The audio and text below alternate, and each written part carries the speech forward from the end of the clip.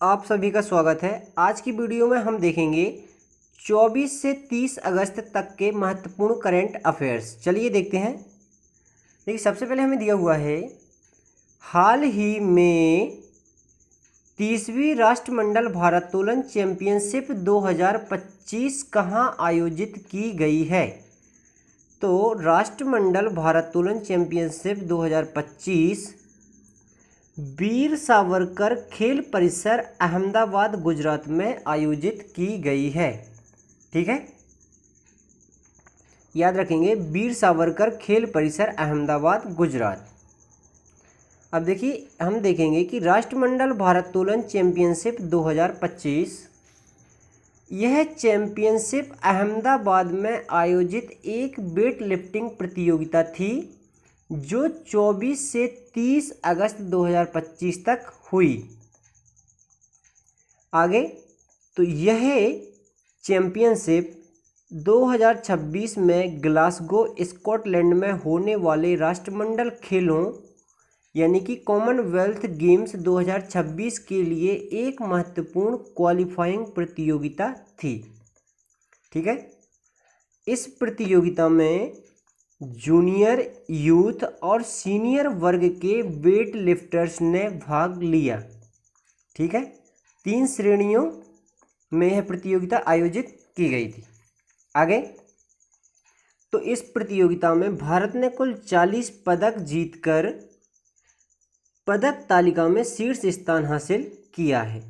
40 पदकों में 27 gold, 10 silver और 3 ब्रॉन्ज शामिल हैं। ठीक है, अब देखिए, इस पदक तालिका में शीर्ष 5 देश कौन कौन से हैं। तो इस पदक तालिका में शीर्ष 5 देश हैं। पहले नंबर पर है भारत, नाइजीरिया, न्यूजीलैंड, मलेशिया और सामोआ। इस तरीके से ये शीर्ष 5 देश हैं। ठीक है, पहले नंबर पर भारत है, दूसरे पर नाइजीरिया, ऐसे ही आगे। चलिए आगे देखेंगे। अब देखिए कि सीनियर श्रेणी में स्वर्ण पदक जीतने वाले भारतीयों ने, जो भारतीय वेट लिफ्टर हैं सीनियर श्रेणी के, ऐसे वेट लिफ्टर जिन्होंने स्वर्ण पदक जीता है, उन्होंने ग्लासगो स्कॉटलैंड 2026 में होने वाले राष्ट्रमंडल खेलों के लिए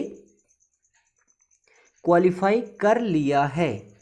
ठीक है, तो सीनियर श्रेणी में स्वर्ण पदक किसने जीता है। तो 4 लोगों ने सीनियर श्रेणी में स्वर्ण पदक जीता है भारत की ओर से। तो कौन कौन है। तो पहले नंबर पर है ऋषिकांत सिंह, फिर है अजीत नारायण, फिर अजय बाबू बल्लूरी और मीराबाई चानू। इन चारों ने सीनियर श्रेणी में भारत के लिए स्वर्ण पदक जीता है और ग्लासगो स्कॉटलैंड 2026 के लिए क्वालिफाई कर लिया है इन्होंने। चलिए आगे देखेंगे। आगे दिया हुआ है कि हाल ही में किस केंद्रीय सुरक्षा बल ने लैंगिक समानता को बढ़ावा देने के लिए महिला कमांडो इकाई शुरू की है। तो किस केंद्रीय सुरक्षा बल ने। तो वह है केंद्रीय औद्योगिक सुरक्षा बल, यानी कि CISF ने लैंगिक समानता को बढ़ावा देने के लिए महिला कमांडो इकाई शुरू की है। ठीक है, अब देखिए, इसके बारे में हम देखेंगे। तो CISF की पहली महिला कमांडो यूनिट का प्रशिक्षण मध्य प्रदेश के बरवाहा खरगोन स्थित CISF के क्षेत्रीय प्रशिक्षण केंद्र में शुरू हुआ। यह 8 सप्ताह का कमांडो कोर्स है जो महिला सुरक्षा कर्मियों को उच्च सुरक्षा वाले प्रतिष्ठानों और संयंत्रों में त्वरित प्रक्रिया दल यानी कि QRT और विशेष कार्यबल की भूमिकाओं के लिए तैयार करेगा। ठीक है, तो यह महिला सुरक्षा कर्मियों के लिए एक 8 सप्ताह का कमांडो कोर्स है और यह कहाँ किया जा रहा है। तो यह किया गया है हाल ही में बरवाहा खरगोन जिले में स्थित है CISF के क्षेत्रीय प्रशिक्षण केंद्र में। चलिए आगे देखेंगे। आगे दिया हुआ है कि हाल ही में पहले खेलो इंडिया वाटर स्पोर्ट फेस्टिवल का आयोजन कहाँ किया गया है। पहले खेलो इंडिया वाटर स्पोर्ट फेस्टिवल का आयोजन डल झील श्रीनगर जम्मू कश्मीर में किया गया है। ठीक है, तो आगे देखेंगे हम यहाँ पर एक्स्ट्रा जानकारी। तो ये है कि खेलो इंडिया वाटर स्पोर्ट फेस्टिवल 2025, इसके पहले संस्करण का आयोजन 21 से 30 अगस्त तक श्रीनगर की प्रतिष्ठित डल झील में किया गया है। अब इस फेस्टिवल में, स्पोर्ट फेस्टिवल में प्रदर्शन करने वाले शीर्ष राज्य कौन कौन से हैं? तो पहले नंबर पर है मध्य प्रदेश, जिसने 18 पदक जीते हैं। 18 पदक में देखिए 10 गोल्ड, 3 सिल्वर और 5 ब्रॉन्ज मेडल शामिल है। दूसरे नंबर पर है उड़ीसा, जिसने 10 पदक जीते हैं। और तीसरे नंबर पर है केरल 7 पदकों के साथ। और इस वाटर स्पोर्ट फेस्टिवल का शुभंकर क्या था? तो इसका शुभंकर था हिमालयन किंग फिशर। ठीक है, चलिए आगे देखेंगे।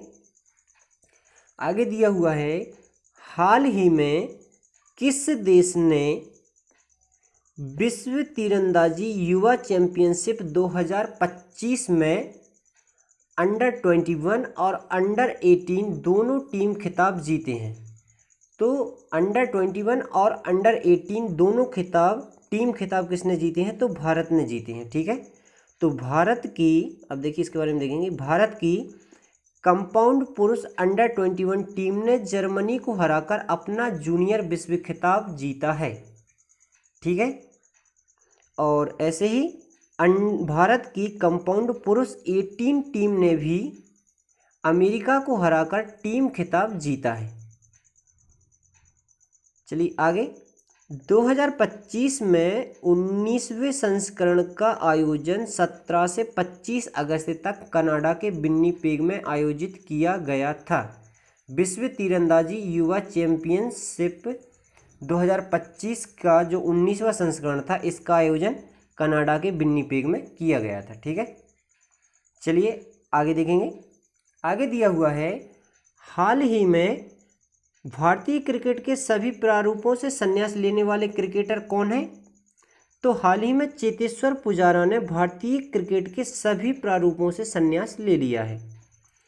चेतेश्वर पुजारा, तो पूछ सकता है कि चेतेश्वर पुजारा कहाँ से हैं? तो चेतेश्वर पुजारा का देखिए जन्म हुआ था 25 जनवरी 1988 को, और यह राजकोट गुजरात से हैं।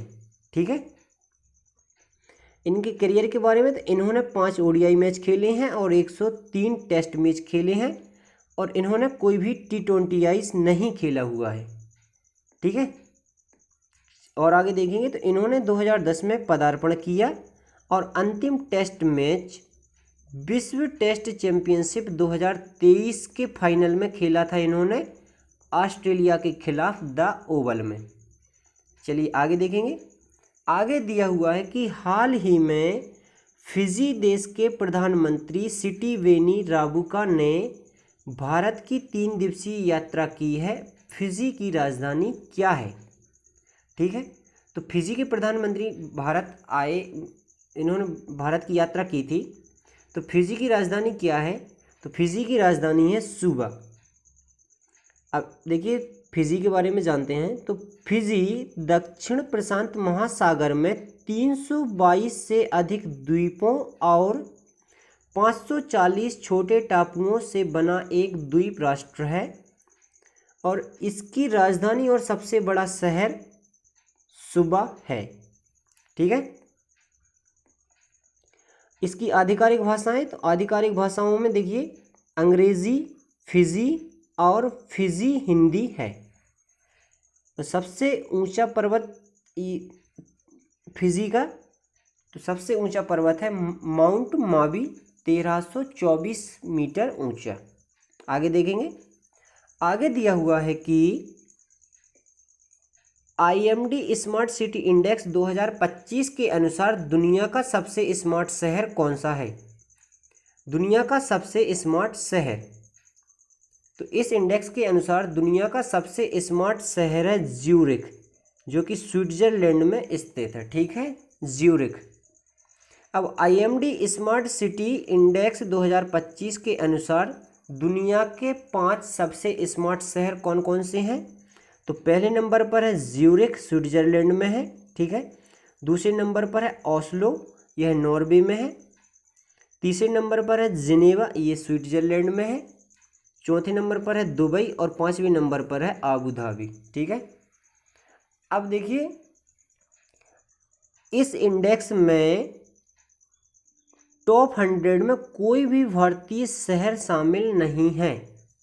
टॉप 100 से तो देखिए भारतीय शहर इस सूची में शीर्ष 100 से बाहर हैं।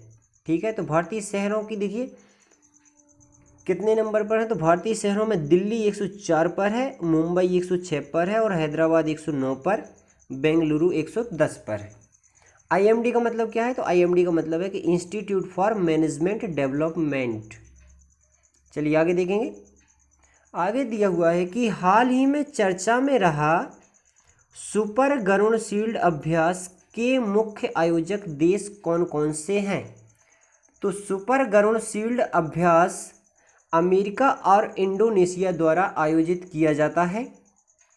ठीक है, अब सुपर गरुड़ शील्ड अभ्यास के बारे में जानेंगे हम।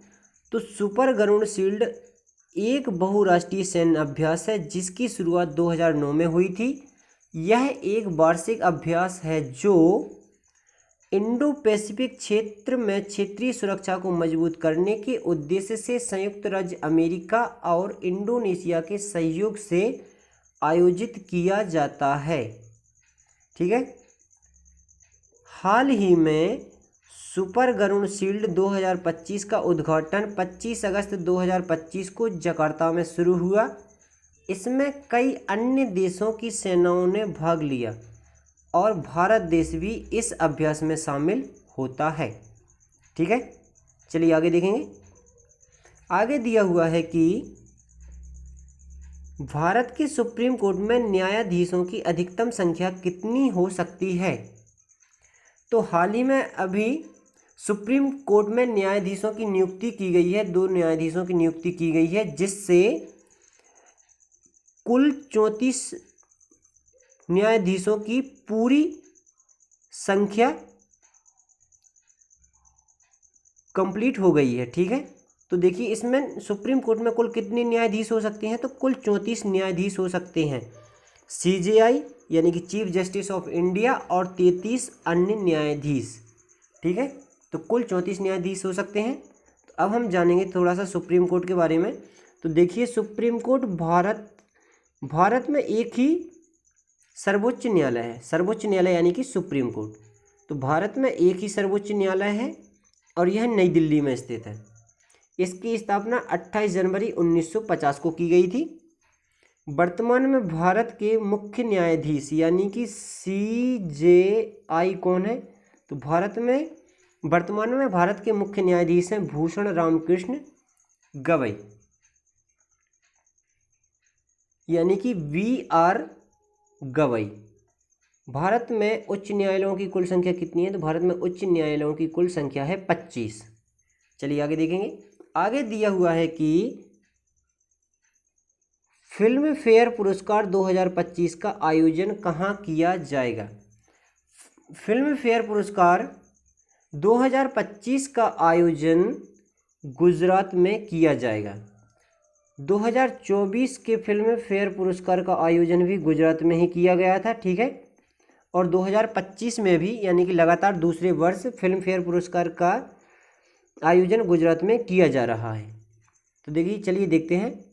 फिल्म फेयर पुरस्कार 2025 जो कि 17वां संस्करण है, तो 2025 के फिल्म फेयर पुरस्कार का आयोजन अहमदाबाद गुजरात में किया जाएगा और फिल्म फेयर पुरस्कार 2024 का आयोजन गुजरात के गांधीनगर में किया गया था। ठीक है, आगे फिल्म फेयर पुरस्कार क्या होते हैं, तो देखिए फिल्म फेयर पुरस्कार द टाइम्स ग्रुप द्वारा फिल्म उद्योग में कलाकारों और तकनीशियनों के असाधारण योगदान को सम्मानित करने के लिए हर साल प्रदान किए जाते हैं और इनकी शुरुआत हुई थी 1954 में। ठीक है, चलिए आगे देखेंगे। आगे दिया हुआ है कि राष्ट्रीय खेल दिवस कब मनाया जाता है। राष्ट्रीय खेल दिवस, तो राष्ट्रीय खेल दिवस प्रतिवर्ष 29 अगस्त को मनाया जाता है। चलिए एक्स्ट्रा इन्फॉर्मेशन देखेंगे। तो यह दिन महान हॉकी खिलाड़ी मेजर ध्यानचंद जी के सम्मान में उनकी जयंती पर मनाया जाता है। ठीक है, तो मेजर ध्यानचंद जी का जन्म 29 अगस्त 1905 को हुआ था, इसीलिए 29 अगस्त को प्रतिवर्ष राष्ट्रीय खेल दिवस मनाया जाता है। यह दिन हॉकी के जादूगर मेजर ध्यानचंद के भारतीय खेलों में अपार योगदान को याद करता है। 2025 में राष्ट्रीय खेल दिवस का विषय क्या है? तो 2025 का विषय है कि 1 घंटा खेल के मैदान में। चलिए आगे देखेंगे। आगे दिया हुआ है कि हाल ही में किस भारतीय क्रिकेटर ने इंडियन प्रीमियर लीग यानी कि आईपीएल से संन्यास ले लिया है? किस भारतीय क्रिकेटर ने हाल ही में आईपीएल से संन्यास लिया है? तो रविचंद्रन अश्विन ने हाल ही में आईपीएल से संन्यास लेने की घोषणा की है। तो हाल ही में रविचंद्रन अश्विन ने 27 अगस्त 2025 को इंडियन प्रीमियर लीग से संन्यास ले लिया है, जबकि उन्होंने अंतर्राष्ट्रीय क्रिकेट से संन्यास 18 दिसंबर 2024 को ही ले लिया था। ठीक है, चलिए आगे देखेंगे। आगे दिया हुआ है कि हाल ही में संयुक्त अरब अमीरात की किस कंपनी ने इंडियन ऑयल कॉरपोरेशन के साथ 15 वर्षीय एलएनजी आपूर्ति समझौता किया है? तो संयुक्त अरब अमीरात की कौन सी कंपनी है? तो वह है Abu Dhabi national oil company ने इंडियन ऑयल कॉरपोरेशन के साथ 15 वर्ष के लिए समझौता किया है एलएनजी यानी कि लिक्विड नेचुरल गैस की आपूर्ति के लिए। इस समझौते के तहत 15 वर्षों तक Abu Dhabi national oil company द्वारा भारत को लिक्विड नेचुरल गैस की आपूर्ति की जाएगी। ठीक है, तो देखिए एक्स्ट्रा जानकारी देखेंगे। तो इस समझौते के तहत Abu Dhabi national oil company है कि कम कार्बन वाली रुवाइस एलएनजी परियोजना से प्रतिवर्ष 10 लाख टन एलएनजी की आपूर्ति की जाएगी। ठीक है, आगे देखेंगे। आगे दिया हुआ है कि एलएनजी यानी कि लिक्विड नेचुरल गैस को भारत भर के बंदरगाहों तक पहुंचाया जाएगा, जिससे देश की ऊर्जा मांग को पूरा करने और ऊर्जा सुरक्षा को बढ़ावा देने में मदद मिलेगी। ठीक है, आगे देखेंगे। आगे दिया हुआ है हाल ही में सुरु समर महोत्सव का आयोजन कहाँ किया गया है? तो सुरु समर महोत्सव लद्दाख की सुरु घाटी में इसका आयोजन किया गया है। तो सुरु समर महोत्सव सुरु घाटी के नाम पर ही यह महोत्सव है, सुरु समर महोत्सव। ठीक है, तो यह लद्दाख की सुरु घाटी में ही आयोजित किया जाता है। लद्दाख का सुरु घाटी समर महोत्सव हाल ही में 26 अगस्त 2025 को शुरू किया गया है। इस महोत्सव का उद्देश्य क्षेत्र में पर्यटन को बढ़ावा देना और स्थानीय संस्कृति को प्रदर्शित करना है। आगे, यह अगस्त की पहली बर्फबारी के साथ शुरू हुआ, जो इसे एक शानदार बर्फ महोत्सव में बदल देता है। ठीक है, आगे देखेंगे। आगे दिया हुआ है हाल ही में दूसरे ग्लोबल स्पिरिचुअल टूरिज्म कॉन्क्लेव का आयोजन कहाँ किया गया है? तो ये दूसरे ग्लोबल स्पिरिचुअल टूरिज्म कॉन्क्लेव का आयोजन उज्जैन मध्य प्रदेश में किया गया है। ठीक है, तो देखिए हम समझेंगे ग्लोबल स्पिरिचुअल टूरिज्म कॉन्क्लेव के बारे में थोड़ा सा जानेंगे। तो देखिए ग्लोबल स्पिरिचुअल कॉन्क्लेव एक ऐसा सम्मेलन है जो आध्यात्मिक पर्यटन को बढ़ावा देने के लिए आयोजित किया जाता है और इसका उद्देश्य आध्यात्मिक पर्यटन के विकास के लिए बुनियादी ढांचे और डिजिटल नवाचार, आर्थिक प्रभाव और रणनीतिक उद्योग पर चर्चा करना है। ठीक है, और साथ ही सिंहस्थ 2028 की तैयारी पर भी ध्यान केंद्रित किया गया है। चलिए आगे देखेंगे। आगे दिया हुआ है कि हाल ही में भारत का पहला टेम्पर्ड ग्लास प्लांट कहाँ शुरू किया गया है? तो भारत का पहला टेम्पर्ड ग्लास प्लांट कहाँ शुरू किया गया है? यह शुरू किया गया है नोएडा उत्तर प्रदेश में। ठीक है, तो देखिए आगे एक्स्ट्रा इन्फॉर्मेशन देखेंगे कि ऑप्टिमस इंफ्राकॉम ने, तो देखिए इस प्लांट का स्वामित्व किसके पास है? तो यह ऑप्टिमस इंफ्राकॉम के पास है। तो ऑप्टिमस इंफ्राकॉम ने उत्तर प्रदेश के नोएडा में भारत के पहले टेम्पर्ड ग्लास निर्माण संयंत्र को शुरू किया है। केंद्रीय इलेक्ट्रॉनिक्स और सूचना मंत्री अश्विनी वैष्णव ने 30 अगस्त 2025 को नोएडा में इस संयंत्र का उद्घाटन किया है। चलिए आगे देखेंगे। तो टेम्पर्ड या टफन्ड ग्लास क्या होते हैं? तो टेम्पर्ड ग्लास एक प्रकार का सेफ्टी ग्लास है जिसे नियंत्रित ताप या रासायनिक उपचारों द्वारा संसाधित किया जाता है ताकि सामान्य ग्लास की तुलना में इसकी मजबूती बढ़ाई जा सके। ठीक है, चलिए आगे देखेंगे। आगे दिया हुआ है कि हाल ही में नुआखाई महोत्सव चर्चा में रहा है, यह किस राज्य से संबंधित है? तो देखिए नुआखाई महोत्सव किस राज्य से संबंधित है? तो यह उड़ीसा से संबंधित है, यानी कि नुआखाई महोत्सव उड़ीसा राज्य में मनाया जाता है। देखिए एक्स्ट्रा इन्फॉर्मेशन देखेंगे कि नुआखाई एक पारंपरिक महोत्सव है जो पश्चिमी उड़ीसा में मनाया जाता है। नुआखाई गणेश चतुर्थी के एक दिन बाद मनाया जाता है, जो इसके सांस्कृतिक महत्व को और भी बढ़ाता है। देखिए इस दिन किसान कृतज्ञता के भाव से देवताओं को मौसम का पहला अनाज समर्पित करते हैं। पहला अनाज यानी कि नया अनाज देवताओं को समर्पित करते हैं और भविष्य की फसलों के लिए आशीर्वाद मांगते हैं। लोग नए चावल खाकर यह उत्सव मनाते हैं। ठीक है, और आगे देखेंगे। तो देखिए नुआखाई महोत्सव है, तो नुआखाई दो शब्दों से मिलकर बना है, नुआ और खाई। तो नुआ का मतलब होता है नया और खाई का मतलब होता है भोजन या खाना। तो कुल मिलाकर नुआखाई का मतलब होता है नया खाना। ठीक है, चलिए आगे देखेंगे। आगे दिया हुआ है कि हाल ही में किस देश ने SAFF अंडर-17 महिला चैंपियनशिप 2025 का खिताब जीता है? तो किस देश ने जीता है?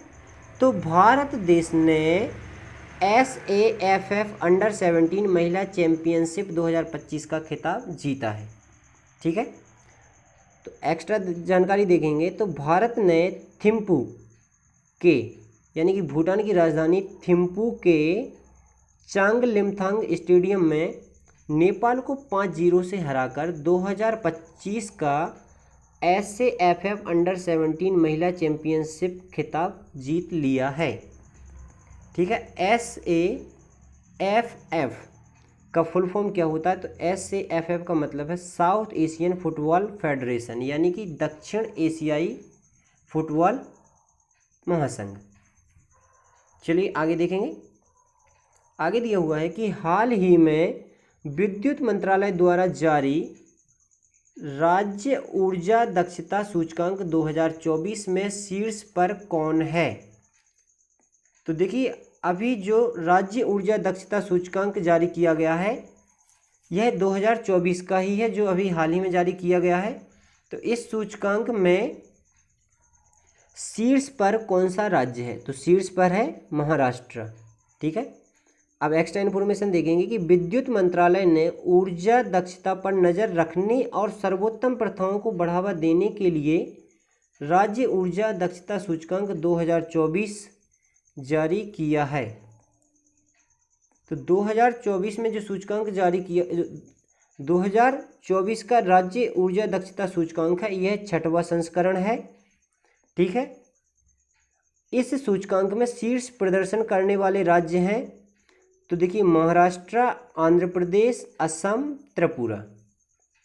आगे यह सूचकांक राज्यों की प्रगति को ट्रैक करने, ऊर्जा दक्षता में सुधार करने के लिए प्रेरित करने और भारत की ऊर्जा सुरक्षा व जलवायु लक्ष्यों को प्राप्त करने में मदद करता है।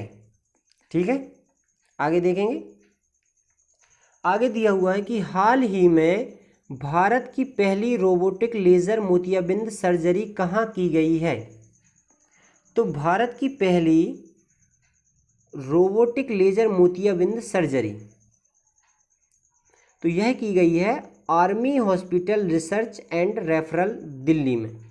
Army hospital research and referral Delhi में पहली रोबोटिक लेजर मोतियाबिंद सर्जरी की गई है। एक्स्ट्रा इन्फॉर्मेशन, इस सर्जरी में एआई अडेप्टिव प्रणाली और एलए अडेप्टिव मोतियाबिंद उपचार प्रणाली का उपयोग करने वाला army hospital research and referral Bharat का पहला सरकारी संस्थान और दक्षिण एशिया का दूसरा सरकारी संस्थान है। ठीक है, आगे AHRR यानी कि army hospital research and referral नेत्र विज्ञान विभाग ने फ्लैक्स के साथ रोबोटिक ब्लेडलेस कंप्यूटर निर्देशित शल्य चिकित्सा में प्रवेश किया है। यदि आप देखिए करंट अफेयर्स की PDF चाहते हैं तो आप हमारे टेलीग्राम चैनल से जुड़ सकते हैं। आप चैनल के डिस्क्रिप्शन में जाइए, वहाँ पर टेलीग्राम चैनल की लिंक दी हुई है और इस वीडियो के डिस्क्रिप्शन में भी टेलीग्राम चैनल का लिंक दिया हुआ है, वहाँ से आप टेलीग्राम चैनल से जुड़ सकते हैं। वहाँ पर आपको PDF शेयर कर दी जाएगी। ठीक है, आगे हाल ही में आयुर्वेद दिवस कब मनाया जाएगा? ठीक है, ये मनाया जाएगा तो यह 23 सितंबर को मनाया जाएगा आयुर्वेद दिवस। देखिए एक्स्ट्रा जानकारी देखेंगे कि आयुर्वेद दिवस हर साल 23 सितंबर को मनाया जाएगा। ठीक है, यह परिवर्तन 2025 से लागू हुआ है क्योंकि इससे पहले यह धनतेरस यानी कि धन्वंतरी जयंती पर मनाया जाता था, लेकिन अब एक निश्चित तिथि को निर्धारित की गई है। पहले आयुर्वेद दिवस धनतेरस को मनाया जाता था, लेकिन अब यह फिक्स यानी कि 23 सितंबर को ही मनाया जाएगा। 2025 के आयुर्वेद दिवस का विषय क्या है? तो लोगों और ग्रह के लिए आयुर्वेद, व्यक्तिगत स्वास्थ्य और पर्यावरणीय स्थिरता के बीच सामंजस्य पर केंद्रित। आगे दिया हुआ है कि अभ्यास ब्राइट स्टार 2025 का आयोजन कहाँ किया गया है? अभ्यास ब्राइट स्टार 2025 का आयोजन मिस्र में किया गया है 28 से 10 सितंबर 2025 तक। ठीक है, तो अभ्यास ब्राइट स्टार यह 1980 में मिस्र और अमेरिका के बीच एक द्विपक्षीय अभ्यास के रूप में शुरू किया गया था। अब यह मध्य पूर्व और उत्तरी अफ्रीका में सबसे बड़े बहुराष्ट्रीय सैन्य अभ्यासों में से एक के रूप में विकसित हुआ है। पहले यह द्विपक्षीय अभ्यास के रूप में शुरू हुआ था। अभ्यास ब्राइट स्टार शुरुआत इसकी हुई थी मिस्र और अमेरिका के बीच। ठीक है, लेकिन अब यह एक बहुराष्ट्रीय सैन्य अभ्यास है। ठीक है, और इस अभ्यास में भारत भी भाग लेता है और भारत ने अभ्यास ब्राइट स्टार 2025 के लिए 700 से अधिक सैनिकों को मिस्र भेजा है। आगे दिया हुआ है कि हाल ही में विश्व झील दिवस कब मनाया गया है? तो हाल ही में विश्व झील दिवस मनाया गया है 27 अगस्त को। तो देखिए संयुक्त राष्ट्र ने 2024 में झीलों के महत्व के बारे में जागरूकता बढ़ाने के लिए 27 अगस्त को विश्व झील दिवस के रूप में मनाने की घोषणा की थी। ठीक है, झीलों के महत्व के बारे में जागरूकता बढ़ाने के लिए 27 अगस्त को, ठीक है, 2024 में घोषणा की थी। तो 2025 में विश्व झील दिवस पहली बार मनाया गया है। तो विश्व झील दिवस का पहला संस्करण है 2025 में, और इसका विषय क्या है? तो इसका विषय है झीलें हमारे ग्रह की जीवन रेखा। याद रखेंगे क्योंकि यह पहली बार मनाया गया है तो ये थोड़ा सा इम्पोर्टेंट हो जाता है। तो 2025 का विषय है झीलें हमारे ग्रह की जीवन रेखा। चलिए आगे देखेंगे। आगे दिया हुआ है कि शतरंज विश्व कप 2025 का आयोजन कहाँ किया जाएगा? तो यह आयोजन किया जाएगा गोवा, भारत में। तो फाइड शतरंज विश्व कप 2025 का आयोजन 30 अक्टूबर से 27 नवंबर 2025 तक गोवा, भारत में होगा। इसमें 90 से अधिक देशों के 206 खिलाड़ी भाग लेंगे। ठीक है, तो इसका आयोजन गोवा में किया जाएगा और 30 अक्टूबर से 27 नवंबर तक। यह विश्व कप है, द्विवार्षिक नॉकआउट टूर्नामेंट है जिसमें दुनिया के अधिकांश शीर्ष खिलाड़ी भाग लेते हैं। ठीक है, नॉकआउट टूर्नामेंट क्या होते हैं? तो देखिए, नॉकआउट टूर्नामेंट का मतलब है कि यह एक ऐसा टूर्नामेंट होता है जहां मैचअप में हारने वाला खिलाड़ी तुरंत टूर्नामेंट से बाहर हो जाता है। ठीक है, यानी कि यदि ए और बी के बीच में मैच है, यदि इनमें से बी हार गया है तो यह बी हारते ही टूर्नामेंट से बाहर हो जाएगा। ठीक है, इसी नॉकआउट टूर्नामेंट कहते हैं। चलिए आगे देखेंगे। आज की वीडियो में इतना ही। वीडियो अच्छा लगा हो तो दोस्तों के साथ शेयर करें और चैनल को सब्सक्राइब करें। और आप अपने सुझाव कमेंट बॉक्स में ज़रूर बताएं कि आप वीडियो में क्या सुधार चाहते हैं। धन्यवाद।